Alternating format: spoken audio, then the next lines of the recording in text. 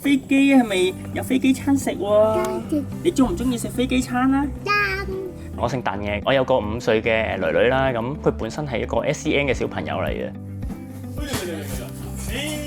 如果1至2個鐘就咁，可能喺出邊就去行下，或者係真係坐喺度咁樣等飛機咧，咁可能對於佢啲小朋友咧嗰個耐性咧就唔係咁強嘅話咧，變咗佢個未出發去旅行之前，個心情已經差咗。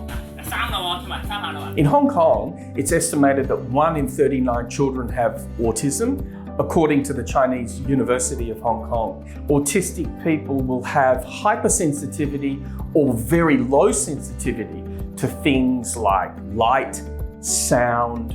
taste, smell, and the movement of people in busy environments. What we worry about most is hypersensitivity in an environment like the airport, in a fast-moving, busy transport hub, to things like sound, movement and light. It's very important that we cater to those sensitivities and needs when it comes to autistic travellers.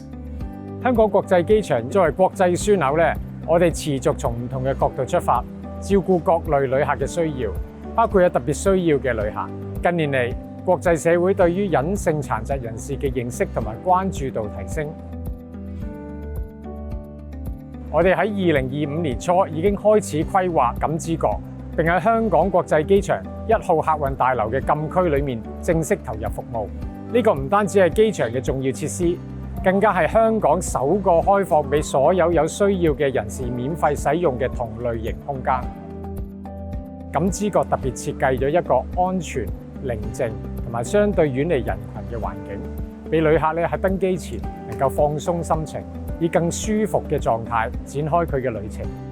咁其實呢個感知角都好好嘅，無論係個環境啦，同埋佢啲設施啦，都好適合我哋呢啲 SEN 嘅小朋友嘅。無論佢係中意係彈彈跳，或者佢中意係音樂嘅，或者佢中意一啲係觸感上面嘅刺激嘅，其實呢個都好適合啲小朋友咯。感知角呢度咧有一個好好嘅環境咧，就係一個模擬飛機座位嗰個環境嘅，好似個飛機座位咁啦，然後又有飛機窗啦，等到容易啲係適應真正嘅飛機環境係一個咩嘅情況咯。咁如果係即係有機會搭飛機嘅話咧，啱啱就講到都有1至2個鐘頭嘅等候時間咧，咁呢個感知角提供咗一個非常好嘅環境咧，就俾我哋去點樣去度過呢1至2個鐘頭時間。I think the autism community in Hong Kong welcomes this because the airport is showing leadership to other organisations in the city